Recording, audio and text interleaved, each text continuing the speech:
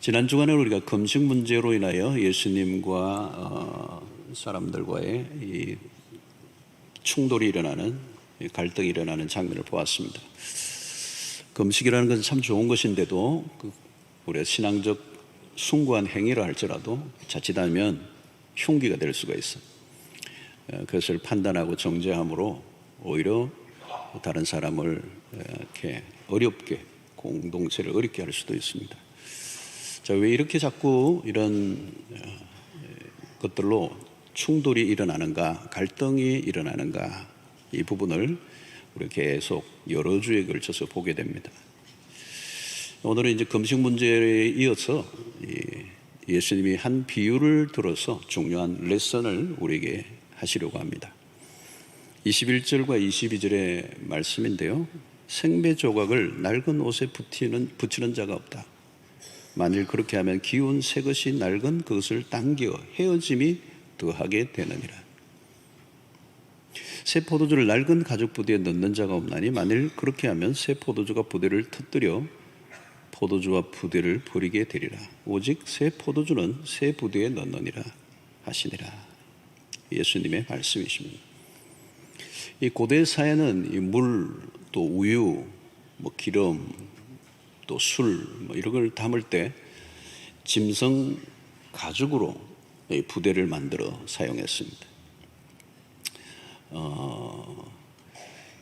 근데 이 가죽 부대를 오래 쓰다 보면 낡아지고 기능이 떨어지면 새로운 것으로 교체를 많이 했습니다.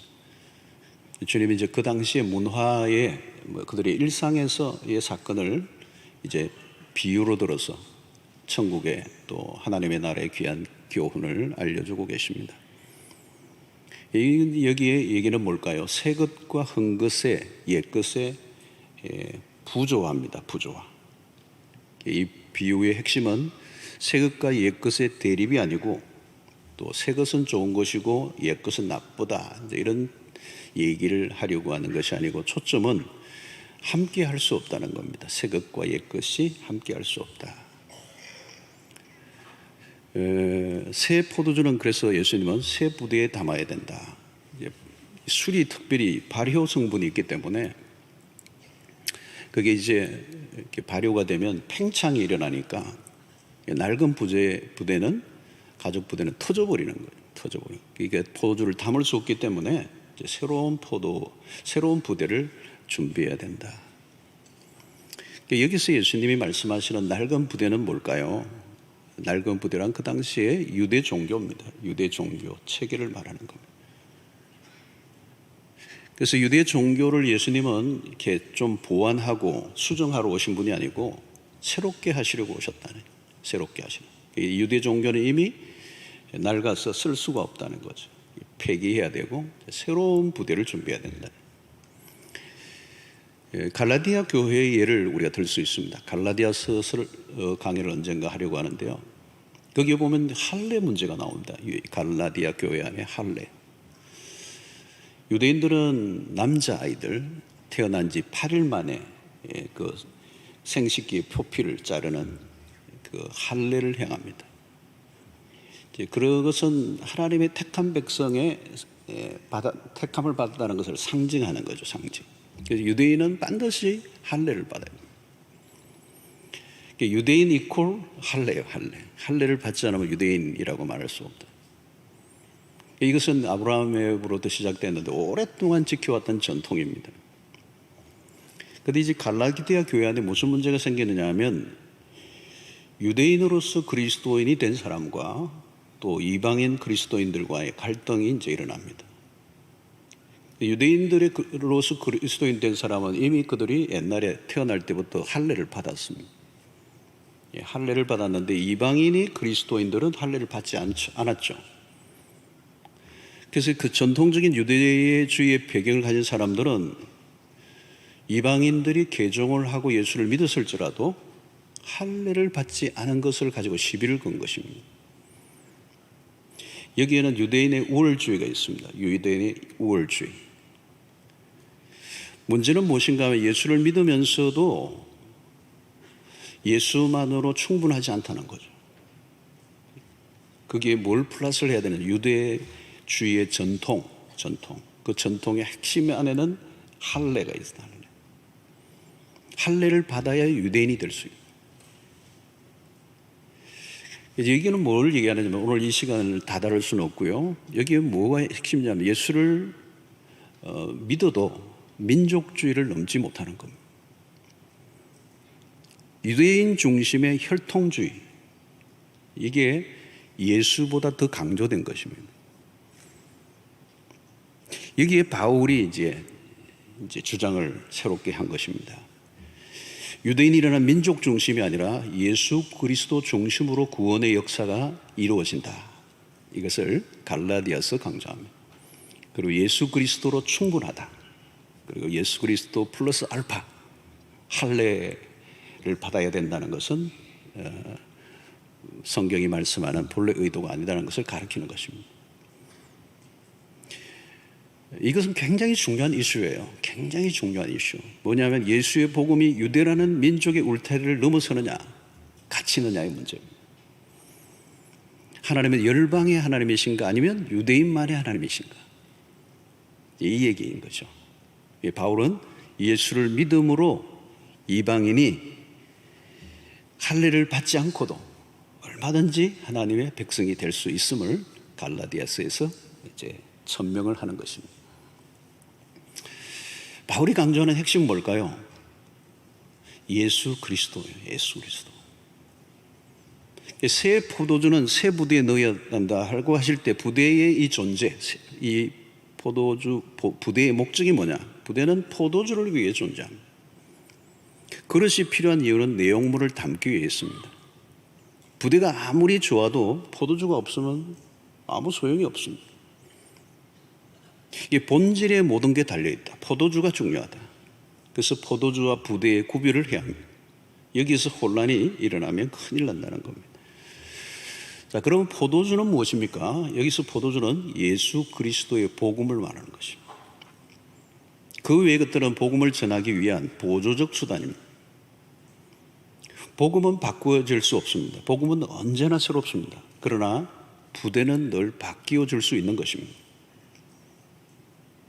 앞에서 사람들이 왜 당신들의 제자들은 금식하지 않습니까? 그들의 전통 안에서 나온 질문들이에요. 그들이 가지고 있는 틀 안에서 볼 때 예수의 제자들은 문제가 있어 보였습니다. 이 어떤 틀을 가지고 있느냐가 참 중요한 거예요. 어떤 틀. 요즘은 이것을 프레임이라고 얘기합니다. 일본 말로는 왁구라고 합니다. 그 틀을 가지고 어떤 것을 해석하는 거죠. 어떤 틀을 가지고 있는가에 따라 해석이 달라집니다. 금식에 대한 주님의 대답은 지금은 신랑과 함께 할 때다. 그 말은 다르게 표현하면 새 포도주는 새 부대가 필요하다는 것을 의미하는 것입니다. 새로운 시대가 왔다는 겁니다. 너희들의 주장은 낡은 것이다. 새로워져야 한다. 당시의 유대교는 복음을 받아들일 준비가 안 되어 있었습니다. 낡은 부대에 새 포도주를 넣으면 터져버리는 것이죠. 복음이 유대교 전통 안에 갇힐 수 없었습니다. 당시의 유대주의는 낡은 가죽 부대가 되어버렸어요. 여러분, 이 가죽 부대의 특성이 뭐냐면, 특성은 낡아진다는 겁니다. 아무리 새 것이라도 여러분, 시간이 지나면 닳게 되어 있습니다. 복음은 변하지 않지만 복음을 둘러싼 세상은 늘 변합니다. changeable. 문화도 변하고 사람도 변하고 조직도 변하고 시스템도 변하고 방식도 변하고, 아무리 최첨단의 시스템이라도 낡습니다. 낡아진다는 것은 영원하지 않다는 것이고, 영원하지 않다는 것은 진리가 아니라는 말이에요. 진리가 아니라면 생명을 걸 이유가 없어. 눈에 보이는 세상의 모든 것은 변하고 쇠퇴하고 사라집니다. 요즘 코로나로 인하여 미국과 유럽의 국가들이 생각보다 많이 헉헉댑니다. 아주 힘들어요. 어려움에 휩싸여서 문제가 좀처럼 풀리지 않습니다. 여러 가지 요인이 있습니다. 여러 가지 요인이 있는데 왜 미국과 같은 대단한 나라가 저런가? 전문가들의 얘기의 한가운데는 이런 게 있어요. 미국이나 유럽의 제도와 시스템들이 많이 낡아 있다는 거예요. 여러분, 국가도 쇠합니다. 수많은 나라들이, 제국들이 일어나고 사라집니다. 세월이 흐르면 종교도 낡습니다. 지금 센세이션을 일으켜도 유효기간이 있습니다. 어떤 것이든 좀 지나면 다 시들시들해집니다. 어디를 가나 혁신을 얘기하죠. 또 업그레이드를 강조합니다. 그래도 낡습니다. 요즘 모든 것이 빨리 변하죠. 상황이 급변합니다. 인간이 만든 제도도 문화도 사상도 이념도 사라져요. 쇠하게 됩니다. 낡으면 본래의 기능을 하지 못하게 돼요. 도리어 장애물이 되는 것입니다. 예수님의 당시 유대교는 낡을 대로 낡아져 있었습니다. 당신의 전통과 제도와 관습과 그들이 만들어 놓은 수없는 규칙들은 이미 낡아 있었어요. 이제 그리스도가 오셨습니다. 버려야 할 때가 온 거죠. 근데 그것을 고수하려고 하는 겁니다. 결국 충돌이 일어나는 거예요. 그리스도는 낡은 유대교를 개조하러 오신 분이 아닙니다. 또 다른 종교를 만들어 오신 분도 아닙니다. 근본적으로 바꾸기 오셨어요. 예수님의 시대는 어느 시대보다 격동기였습니다. 그리스도가 오심으로 많은 것들의 변화를 요구했죠. 여러분, 우리가 일반적으로 보면 사람들은 새로움을 원해요. 그런데 정작 변화를 두려워합니다. 바꾸려고 하면 당장 불편해져요. 바꾸는 것은 불편해지는 거예요. 모든 것은 우리가 자기중심적으로 돌아가기를 원합니다. 특별히 기득권에 있으면 바꾸는 걸 원치 않습니다. 그 당시에 제사장과 서기관들과 바리새인들은 그 시대의 종교의 상층부에 있는 기득권자들이었어요. 그런 새로운 시대를 거부했어요. 지금의 안정된 삶이 좋았던 거예요. 이런 것이 예수님의 시대만 일어난 것이 아닙니다. 오늘날 한국교회도 선교 130년을 지나면서 많이 쇠퇴해 있습니다. 한국교회는 세계사에 유례없는 빠른 성장과 그리고 매우 빠른 쇠퇴를 경험하고 있습니다. 우리는 모두 전통의 수혜자이면서 전통의 피해자가 되기도 합니다. 이전의 좋은 경험이 미래로 나아가는데 도움이 될 수도 있고 방해가 될 수도 있습니다. 이전 것을 고집하다가 새로운 것을 받아들이지 못하면 쇠퇴하는 것이 오늘 역사의 모습입니다. 교회도 사람과 같이요, 똑같이 늙고요, 병도 들고요, 그리고 죽어갑니다. 우리도 모르게 만들어진 전통과 유전 안에 갇히면 그렇게 되는 것입니다. 우리 교회도 지금보다 미래가 있는 교회가 되려면 많은 변화 앞에 수용력을 키워가야 합니다. 과거의 향수에 젖어 있으면 위험해집니다. 물론 좋은 전통은 존중되어져야 합니다. 앞 세대가 이루어놓은 좋은 것을 계승할 필요가 있습니다. 함부로 무시하고 파괴해서는 안 됩니다. 그러나 한 단계 더 나아가야 합니다. 아무리 좋은 방법이나 시스템이라도 시공간을 넘지 못합니다. 날마다 혁신적 교회가 돼야 돼요. 그래서 30년 후, 50년 후, 100년 후 우리 교회는 어떻게 되어 있을까? 질문을 해야죠. 우리가 잘 알듯이 지금 유럽의 교회들이 거의 문을 닫았습니다. 영국이 한때 기독교가 왕성하게 일어날 때는 기독교 인구가 97%까지 갔습니다. 그러나 지금은 몇 프로일까? 3%에서 5% 정도 얘기합니다. 너무도 아름답게 지은 스테인드 글라스가 있는 그 아름다운 교회, 그들의 조상들이 눈물과 땀으로 세웠던 그 건물들이 매물로 나옵니다. 그럼 누가 살까요? 무슬림들이 삽니다. 변화를 거부한 대가입니다. 모든 것은 변했는데 교회는 변화를 거부한 것이죠. 계속해서 새 부대를 만들지 못하면 그렇게 되는 것입니다. 새 부대가 된다는 것은 모든 것을 바꿔야 한다는 것은 아닙니다. 바꾸는 것도 필요하지만 바꾸는 것보다 더 중요한 것은 본질에 대한 집중입니다. 본질이 무엇일까요? 예수 그리스도예요. 예수 그리스도의 복음. 우리 마가복음 1장 1절을 시작할 때 우리는 그 구절을 이제 시작합니다. 예수 그리스도의 복음의 시작이라. 예수 그리스도의 복음을 선명하게 드러내는 일입니다. 그리고 우리의 문화와 우리의 모든 관심과 우리의 모든 활동의 초점이 예수 그리스도가 드러나게 하는 환경. 그리스도와 상관없는 것에 에너지를 빼면 죽습니다. 본질보다 비본질이 중심이 되면 죽습니다. 본질과 비본질이 바뀌지 않아야 합니다. 교회는 본질의 정조준을 해야 합니다. 사단은 우리를 산만하게 만들어요. 불필요한 것들에 관심을 쏟게 만들거나 비본질적인 것에 집중하게 만듭니다. 교회가 아무리 세상의 공격을 받아도 본질적인 것에 흔들려서는 안 돼요. 현실적 이슈들에 끌려다니면 안 돼요. 교회는 언제나 예수 그리스도를 선포해야 합니다. 교회는 세상적인 조직과 다릅니다. 교회는 문화단체가 아닙니다. 복지단체도 아닙니다. 이념단체도 아닙니다. 정치적 이슈는 늘 변해요.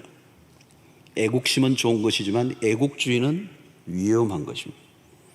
유대인들은 민족주의가 너무 강했어요. 예수의 복음을 받아들이는데 민족주의가 치명적인 결함이 되었습니다. 이것을 잘 나타내는 성경이 요나서입니다. 요나는 선지자였어요. 하나님의 부름을 받고 이방 땅 니느웨에 가서 복음을 전하게 하셨는데 요나 안에 있는 이 민족주의, 강한 민족주의, 유대를 괴롭혔던 그 니느웨 땅이 회개하고 하나님께 돌아오는 것을 보기를 원치 않았어요. 결국은 그는 다시스 행의 배를 타고 가다가 물고기 배 속에 깊이 빠져들어가는 죽을 고비를 겪습니다. 여러분, 아무리 고상한 주제라도 예수보다 더 말하고 예수보다 더 많이 생각하고 더 강조하는 것이 있다면 그것은 우상숭배입니다. 초점은 오직 예수 그리스도여야 돼요. 어떻게 해야 되느냐? 그러려고 하면 내가 먼저 복음에 흠뻑 젖어야 됩니다. 예수 그리스도에 취해야 돼요. 예수 그리스도에게 완전히 매료돼야 돼요. 복음을 온전히 받아들이면, 원색적인 복음을 받아들이면 그 복음이 우리를 새롭게 합니다. 우리의 기존의 가치체계와 사고방식과 세계관을 바꿔놔요. 복음은 우리의 삶을 흔들어 놓기에 충분한 것입니다. 살아오던 삶의 방식을 거부하게 만듭니다. 그래서 복음을 우리가 온전히 받아들이면 레디컬한 삶이 돼요. 복음이 역사하는 곳은 언제나 새롭습니다. 복음이 우리를 새롭게 할 때 우리는 비로소 새 부대가 될 수가 있습니다. 자, 좋은 부대란 어떤 것입니까? 내가 새 부대인가 낡은 부대인가를 무엇으로 알 수 있습니까?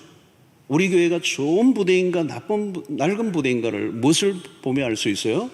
그 부대의 그 성질은 신축성에 있습니다. 신축성. 낡은 부대는 신축성이 떨어져요. 낡으면 딱딱하고 굳어지는 것입니다.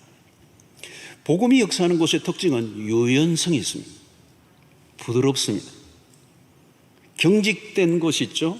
완고한 것, 고집불통인 것, 이게 손톱 하나도 안 들어가는 그런 사람들, 새로운 것이 들어온 것을 완강하게 거부하는 사람들이 있어요. 여러분, 그리스도를 모시면 우리의 기존의 고정관념이 깨뜨려집니다. 그리스도인의 삶은 역동적이에요. 고여있는 물이 아니라 흐르는 물입니다. 과거의 딱딱한 껍질을 계속 벗겨내게 하시는 거예요. 복음 안에서 계속 경신되는 작업이 없으면 결국 누구라도 낡은 가죽 부대가 될 수가 있어요. 그 순간부터 복음의 걸림돌이 되죠. 때로는 교회가 복음의 장애물이 될 수가 있습니다. 자, 오늘날 사람들이 예수는 괜찮은 것 같은데 교회는 뭔가 좀 싫어. 예수는 좋은 것 같은데 예수쟁이는 좀 싫어. 여기서 예수는 좋으나 교회는 싫다. 인도의 간디도 그런 얘기를 했습니다마는 교회는 싫어. 여기서 교회는 어떤 교회일까요? 제도화된 교회를 말합니다. 제도화된 교회는 경직되어 있습니다. 그런 교회는 새로운 시도를 두려워합니다. 교회가 살아있는가 죽어있는가 중요한 기준은 새로운 시도에 용기를 가졌는가를 보면 압니다. 조직이 커지고 역사가 오래가면 굳어집니다. 그러면 자연히 이전의 것을 지키는 일에 집중하게 됩니다. 작은 것 하나 바꾸려고 해도 못 바꿔요. 위험한 시도보다 안정을 원하기 때문에. 무엇을 하려고 하면 회의하느라 시간을 다 버립니다. 회의를 한번 하면 매우 길어요. 길어져. 그리고 위원회가 많아집니다. 자연히 감투가 많아지고 사람들은 직분에 관심이 높아집니다. 비본질적인 것들이 이슈가 돼요. 창의적인 접근보다 관리가 중요해집니다. 복잡한 내부 규정들이 늘어납니다. 결국 사람들은 흩어지기보다 인기 있는 몇몇의 사역에만 사람들이 몰리게 되어 있습니다. 당연히 자리 다툼이 벌어지죠. 그리고 눈에 보이지 않는 계급이 생깁니다. 조직하고 사람들을 배열하는데 에너지를 다 쏟습니다. 만약 어떤 사람의 이름이 한번 누락되면 난리가 납니다. 이름을 내는 곳에는 사람들이 몰립니다. 움직이긴 하지만 사람들은 대체적으로 기계적이고 획일화되어 있습니다. 결국 그런 교회는 늙은 교회요, 낡은 부대, 그리고 퇴행하고 맙니다. 그런 교회의 특징은 미래보다 과거의 이야기가 주를 이룹니다. 옛날에 옛 향수에 젖은 추억 속의 교회가 되죠. 포도주를 담는 부대는 금 모양의 건물이 아닙니다. 예수 믿는 우리들이에요. 우리의 의식이 중요합니다. 복음에 적극적으로 반응하고 있는가? 사람을 살리는 일에 집중하고 있는가? 여러분, 건물이나 예산이 아무리 많아도 이 본질에서 벗어나 있으면 다 소용이 없어. 신축성이 있는 교회는 달라요.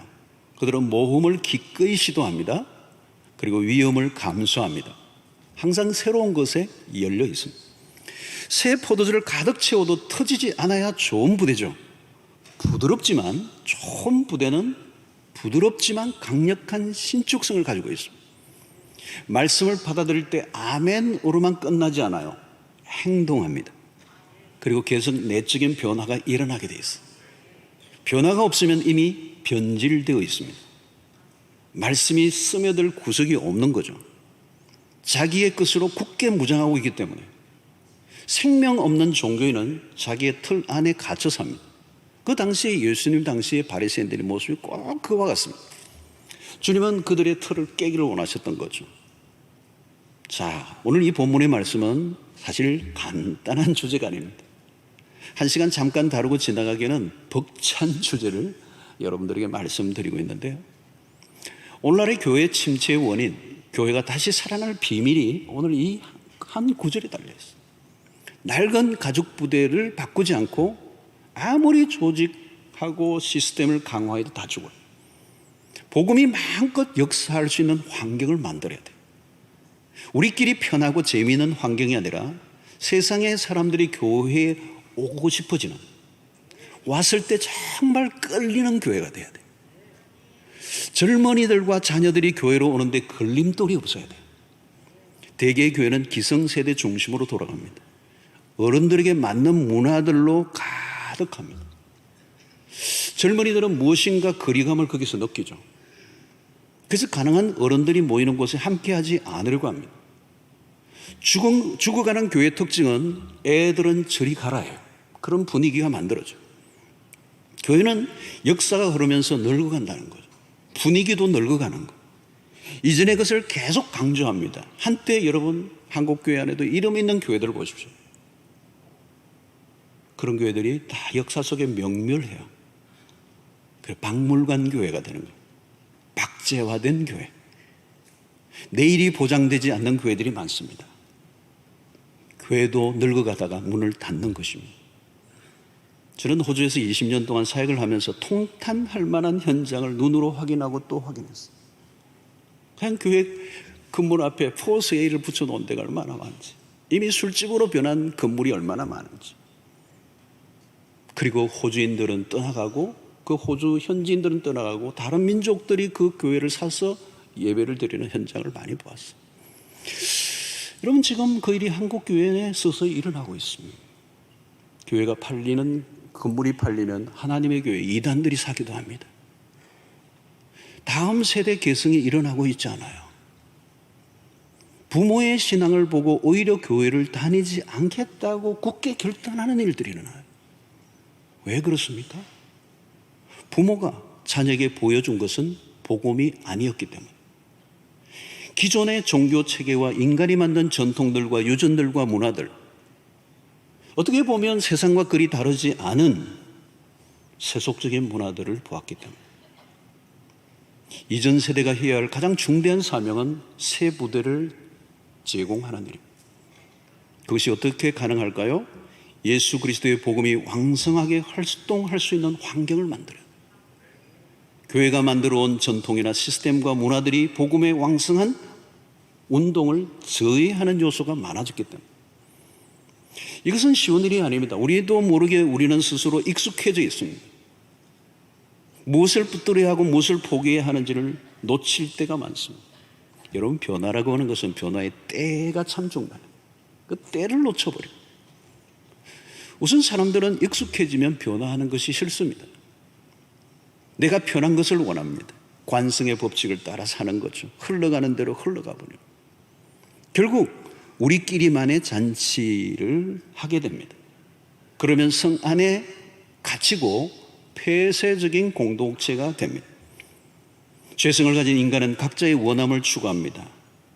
그래서 우리는 우리의 안정된 자리를 계속 흔들어야 돼요.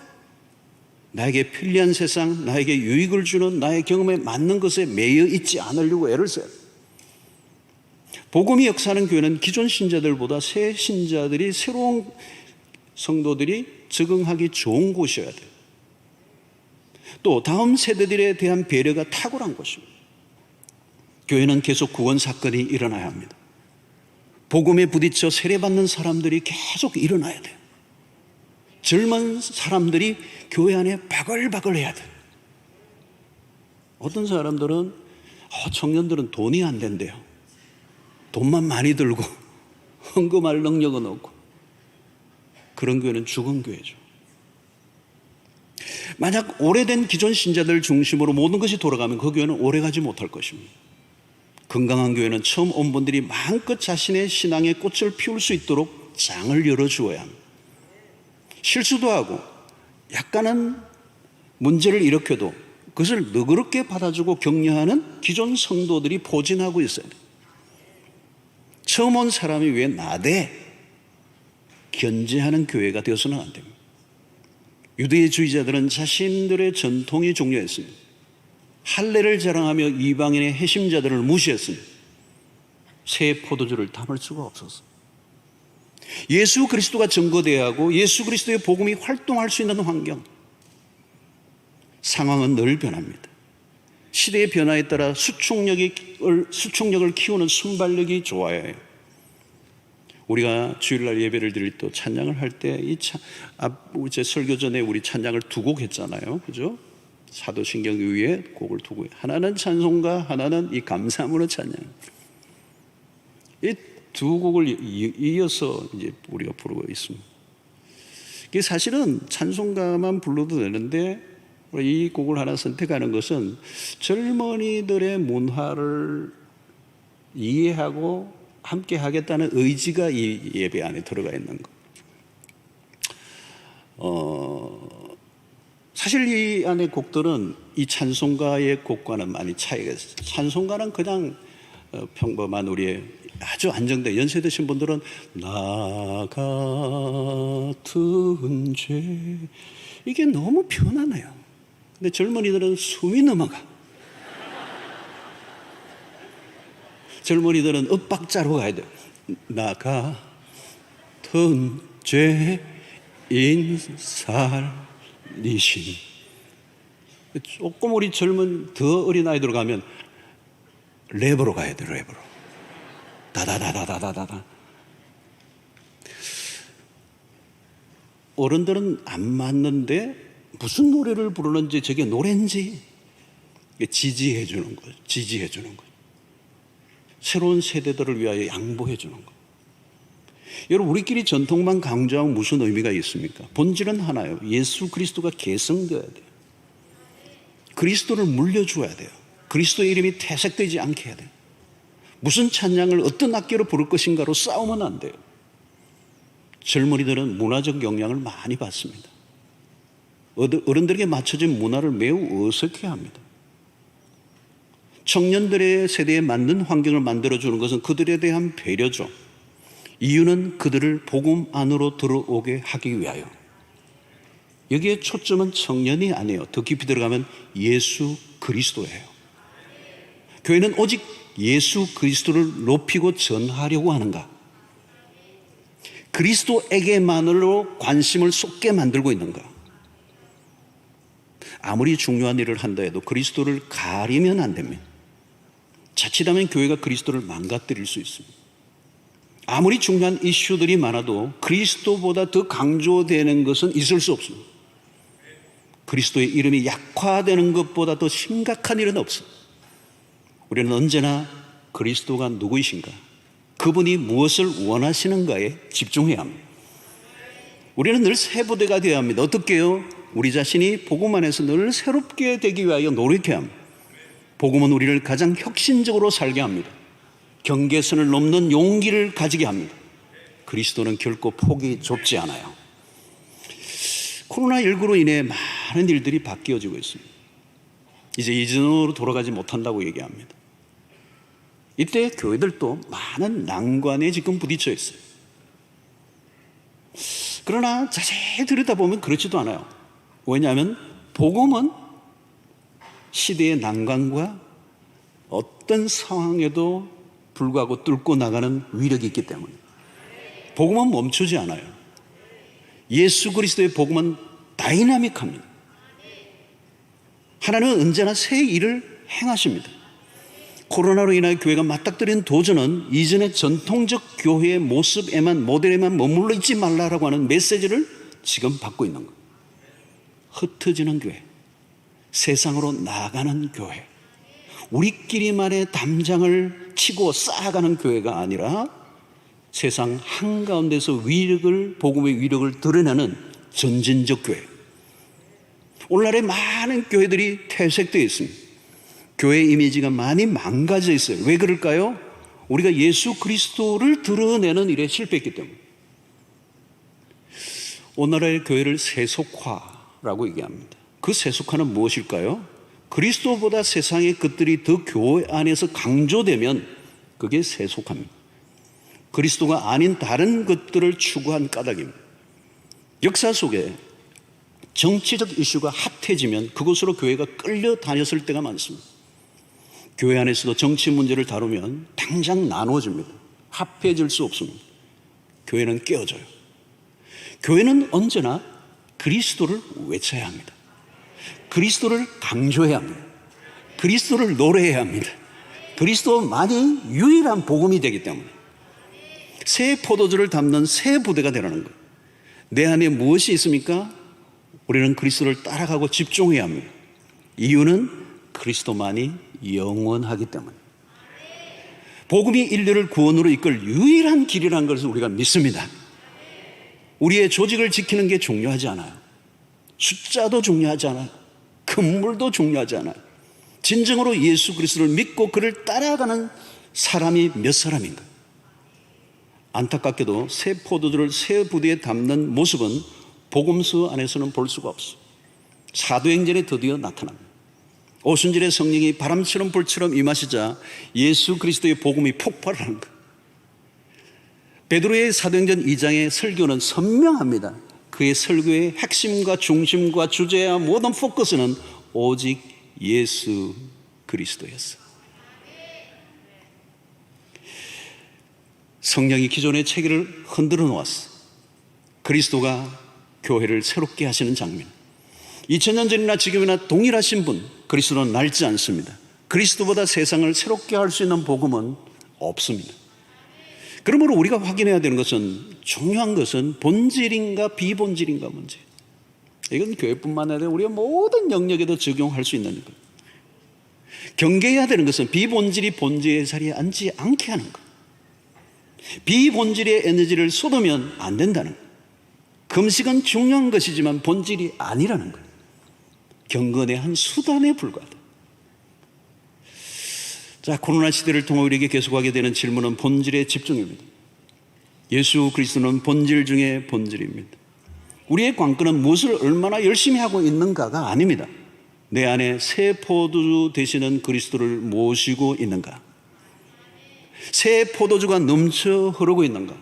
나는 매일매일 복음으로 새롭게 되고 있는가? 내 영이 살아있는가? 성령의 새술에 취해 있는가? 이런 질문을 던져야 됩니다. 여러분은 교회라는 조직과 제도에 따라 움직이십니까? 아니면 복음이 여러분을 움직이게 하고 있습니까? 열정이 어디에서부터 왔습니까? 열기가 아무리 뜨거워도 예수 그리스도로부터 나온 것이 아니라면 얼마 못 가서 소멸될 것입니다. 주님이 말씀 일하시고자 하는 것은 새 푸대 대신 그리스도를 충분히 담아낼 수 있는 곳. 우리는 지금 격변기를 살고 있습니다. 모든 게 빠르게 변하고 있습니다. 우리는 지금 어디에 있는가? 이 변화의 한가운데 교회도 놓여 있습니다. 힘든 시대이지만 답은 분명해요. 예수 그리스도에게 더 많은 관심을 가지면 됩니다. 그리스도를 놓치지 않는 것이죠. 근데 많은 사람들이 교회는 다니지만 예수가 누구인지를 모르고 다닙니다. 교회라는 조직에는 헌신하지만 예수를 위해 살지 않기도 합니다. 예배에 참석하는 것과 주님을 온전히 예배하는 것은 다릅니다. 예배 의식에만 익숙해져 있다면 종교적 문화에 참여한 것이죠. 문화 참여자예요. 예배자가 아니에요. 교회를 숱하게 다녔어도 아무것도 아닙니다. 말씀을 들어도 그 안에서 예수 그리스도가 누구이신지에 대해서 귀를 기울이지 않으면 교양 강좌 하나 듣고 가는 것과 똑같습니다. 요란한 행사를 아무리 멋지게 기획하고 치룬들 거기에 예수 그리스도가 선명히 드러나지 않는다면 그건 쇼를 한 것입니다. 우리는 누구를 도울 때도, 사역을 할 때도, 전도를 할 때도, 직장에서 일을 할 때도 어떻게 그리스도를 드러낼 것인가에 초점을 맞춰야 합니다. 그리스도 중심으로 돌아가야 합니다. 모든 시스템이나 조직도 그리스도가 중심이어야 합니다. 그래서 처음 교회에 온 성도들이 우리에게 들어오는 순간 이 문화 안에서 그들이 느껴야 하는 것은 이 교회의 주인은 그리스도이시구나. 이 교회의 운영의 방식은 그리스도 중심이시구나.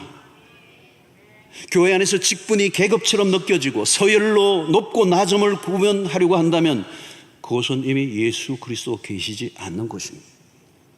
우리가 하는 모든 활동이나 모임 속에서도 우리는 예수 냄새, 예수 정신, 예수 인격이 물씬 드러나야 합니다. 세월이 흐를수록 예수가 전혀 안 보이는 교회, 신자들, 여러분, 예수가 사라지고 조직만 움직인다면 그것은 생명력이 전혀 없어요. 예수가 사라진 곳은 종교가 강화됩니다. 종교가 강화된다는 뜻의 의미는 뭘까요? 인위적인 구조가 된다는 겁니다. 그래서 하라, 하지 말라. Do, don't. 예수님 시대의 바리새인들이 그 율법주의에 끊임없이 하라, 하지 말라. 이 부분은 다음 주로 우리가 살펴보겠습니다만 강요가 넘치고 억압이 넘치고, 강요와 억압이 강해지면 그것이 폭력이 돼. 종교의 이름에 폭력이 돼. 그러면 그것은 구원의 역사가 사라져버립니다. 활기가 없어지고 덩그러니 조직만 남습니다. 그러면 죽는 것이죠. 사랑하는 성도 여러분, 그리스도만이 언제나 뉴 와인, 새 포도주가 되십니다. 모든 사람을 살리는 유일한 길은 예수밖에 없습니다. 내용물이 좋으면 포장은 크게 신경 쓰지 않아도 돼요. 우리가 요란스러울 필요가 없습니다. 사람의 인정이나 박수에 끌려다닐 필요도 없어요. 교회라는 조직에 떠밀려 다니지 않아도 돼요. 우리는 그리스도를 따르면 되는 것입니다. 예수를 알아가고 예수를 따라 살아가는, 우리는 조직을 강화시키는 것이 목표가 아닙니다. 전통을 고수하는 것도 목적이 아닙니다. 우리의 유일한 목적은 예수 그리스도의 복음이 왕성하게 드러나 사람을 살리는 일입니다. 사랑하는 성도 여러분, 예수를 좀 담백하게 믿고 예수를 담백하게 닮아가는 예수 사람들이 많이 일어나게 되기를 축원합니다. 저 사람은 교회에 속한 사람, 물론 교회에 속한 사람이죠. 그러나 사람들이 볼 때는 저 사람들은 예수를 따르는 사람이야. 예수를 닮았어. 예수의 냄새가 나. 사도행전에 나왔던 그리스도인이라는 말은 크리스찬, 오늘날 크리스찬이라는 이름이 예수를 믿지 않는 사람들, 예수 믿는 사람을 보니까 저 사람들이 예수를 따르는 사람입니다. 아주 순수하게 그 예수를 그들을 통하여 본 것이죠. 작은 예수. 오늘 시작도, 우리의 삶의 모든 시작도 끝도 오직 예수. 그 예수 그리스도가 마음껏 역사하셔서 우리의 공동체 안에 그 예수의 정신과 예수의 삶과 인격과 모든 가르침이 우리의 삶에 그대로 체화되어 우리의 삶을 통하여 그리스도가 드러날 때 세상은 충격을 받게 될 것이고, 세상이 그리스도를 만나고 싶어 교회로 찾아오는 이 놀라운 일들이 일어나게 될 줄로 믿습니다. 예수 회복의 운동. 그래서 어떤 사람은 그렇게 해요. 오늘날 현대교회는 예수 결핍 정세다. 마치 피가 결핍이 되면 살 수 없고 어지러운 것처럼 예수 결핍 정세. 오늘 우리는 오직 우리는 노래를 불러도 예수를 노래 부르고 예수에 살고 예수에 죽고 예수를 드러내고 예수의 인격이 향기가 되어 우리의 삶을 통하여 드러나게 될 때 가장 혁신적인 삶이 될 것이고요, 가장 멋진 삶이 될 것이고, 가장 매력적인 인생이 될 것이고, 수없는 사람들이 이끌리게 될 수밖에 없는 승리의 삶이 될 줄로 믿습니다. 하나님 아버지, 오늘도 우리에게 주신 말씀을 통하여 우리의 신앙을, 또 우리의 교회의 현실을 확인하게 하시니 감사합니다. 우리의 조직과 낡은 전통과 사람이 만드는 유전에 갇혀 살지 않게 하시고, 문화에 젖어, 예수에 관련된 문화에 젖어 있는 것이 신앙생활이 아닌 것을 깨닫게 하여 주시고, 예수 그리스도를 더 깊이 인격적으로 만나 예수 그리스도의 삶을 따라가기로 결단하고, 그래서 그 예수 그리스도의 삶을 재현하는 우리를 통하여 수없는 사람들이 그리스도에게로 오고 싶어지는 우리의 삶이 되도록 인도하여 주시옵소서. 예수님 이름으로 기도하옵나이다. 아멘.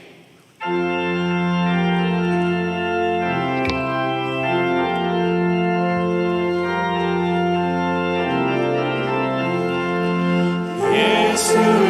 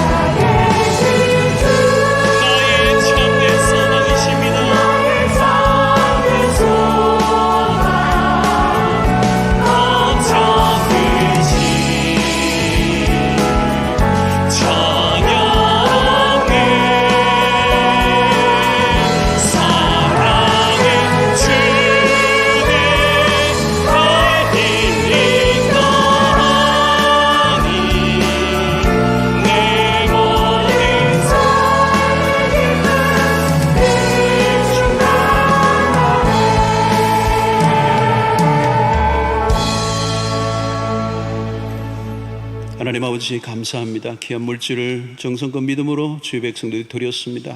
주님 받아주시고 하나님의 나라 복음을 위해서 귀하게 쓰여지게 하시고 드린 손길들 일일이 기억하시고 우리의 모든 생업에 복을 주사 나누고 베풀고 섬기며 선한 일 할 마음만 있는 것이 아니라 할 수 있는 능력까지 갖는 은혜를 허락하여 주시옵소서. 늘 복의 통로로 살게 하시고 나 때문에 내 주변의 사람들이 복받는 역사 일어나게 하여 주시옵소서. 하나님, 생존의 문제가 우리의 삶의 발목을 잡지 않게 하시고 사명을 따라 살아갈 때 생존의 문제는 자연스럽게 해결되는 역사가 일어나게 하여 주시옵소서. 하나님, 세상이 힘들어져 가고 있습니다. 많은 사람들이 아우성을 칩니다. 우리의 도움은 오직 하나님에게로부터 옴을 믿고 주만 의지하고 바라볼 수 있도록 도와 주시옵시고 흔들리는 세상 바라보며 염려 근심하지 않도록 믿음 더하여 주시옵소서.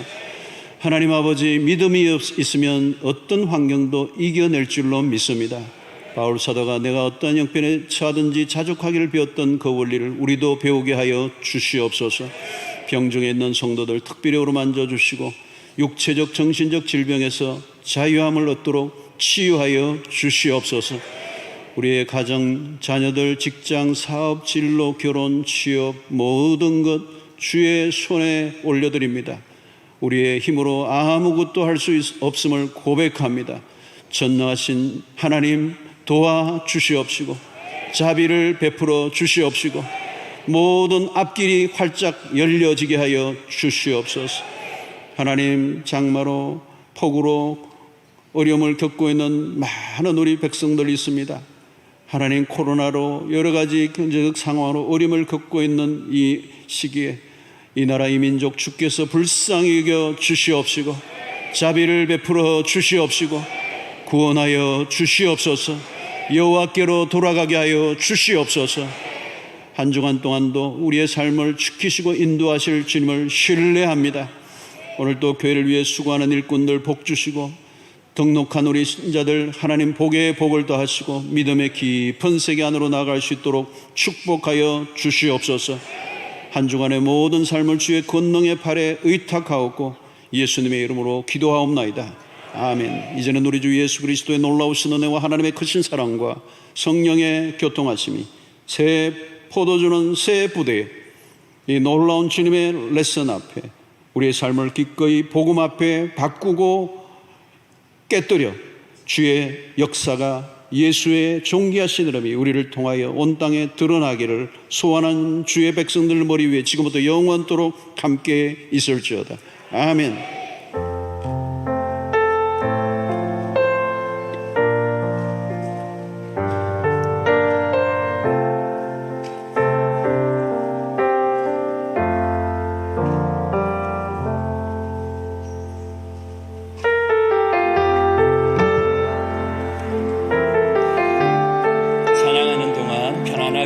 기도하시고 또 하나님 앞에 나아가기 바라겠습니다. 여러분의 삶을 응원합니다.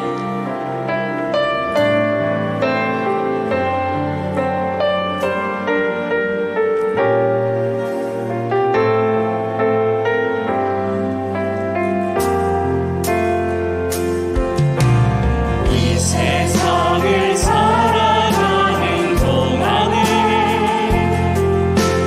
나의 힘을 의지할 수 없으니 기도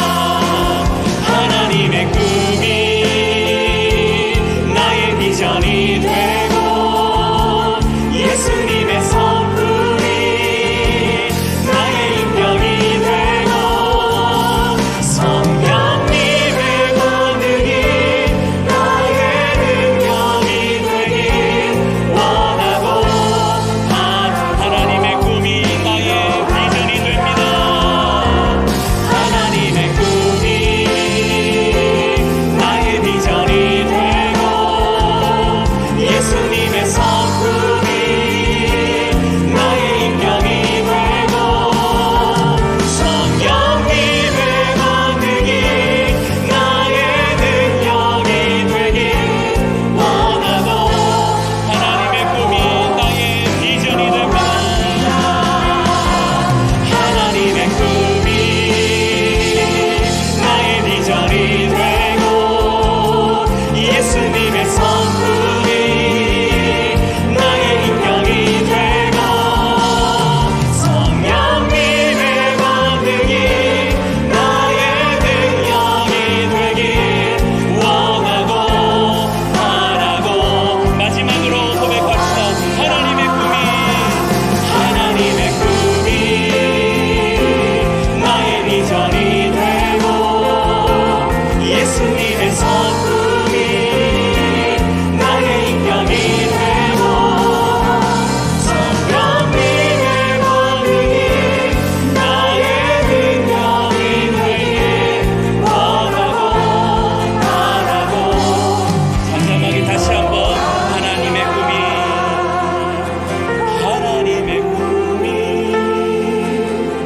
나의 비전이 되고 예수님의 성품